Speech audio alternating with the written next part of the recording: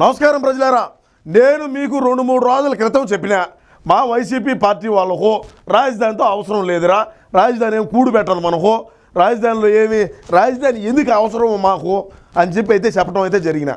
మా వైసీపీ పార్టీలో కింద నుంచి పై స్థాయి వరకు కార్యకర్త దగ్గర నుంచి ముఖ్యమంత్రి వరకు కూడా ఒకటే ఆలోచన విధానంతో ముందుకు పోతాము. అది మీకు అందరికీ కూడా తెలుసు.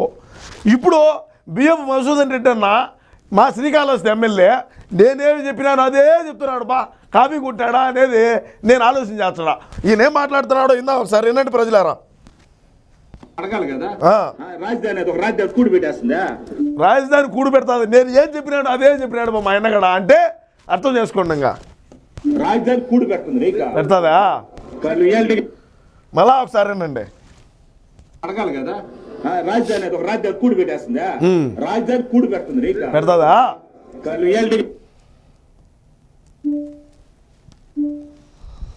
మా ఆయన ఏం చెప్పినాడు? రాజధాని కూడు పెడతాదా అన్నాడు. రాజధాని కూడు పెట్టదో, ఎర్రచందనం తోలుకోవాలా, అక్రమంగా ఇసుక ధరలు ఇవ్వాలా, అదేవిధంగా గంజాయి తోలుకోవాలా, అదేవిధంగా లేని పోనాటి అన్నీ నువ్వు ఏ విధంగా నువ్వు డబ్బు సంపాదించుకోవాలంటే అదే అభివృద్ధి చేయటం. నువ్వు శాసనసభ్యుడిగా ఉన్నావో లేకుంటే కార్యకర్తగా ఉన్నావా లేదా మంత్రిగా ఉన్నావా అనేది మాకు సంబంధంలే. నువ్వు ఎంత డబ్బు సంపాదించినావు అనేదే మాకు కావాల్సిందే. నువ్వు డబ్బు సంపాదించా నువ్వు అభివృద్ధి అయినట్టు.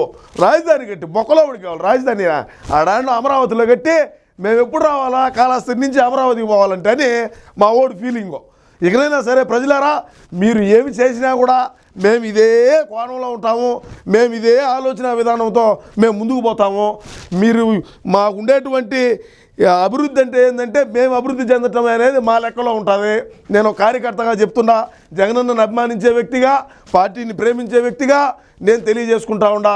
మాకు మళ్ళా మీరు ఈసారి 175 సీట్లు ఖచ్చితంగా గెలుస్తూ ఉన్నాము. మీరు ఎన్ని అడ్డంకులు వేసినా, మీరు ఎంతమంది ఏకమై వచ్చినా కూడా మా యొక్క గెలుపుని ఎవరు కూడా ఆపలేరు, మా గెలుపుని మీరు తట్టుకోలేరు అని చెప్పి తెలియజేసుకుంటా ఉండా. మీకు ఎన్ని హామీలు ఇచ్చినామో అవన్నీ కూడా 2024లో మాత్రమే నెరవేరుతాయి అని తెలియజేసుకుంటూ నమస్కారం.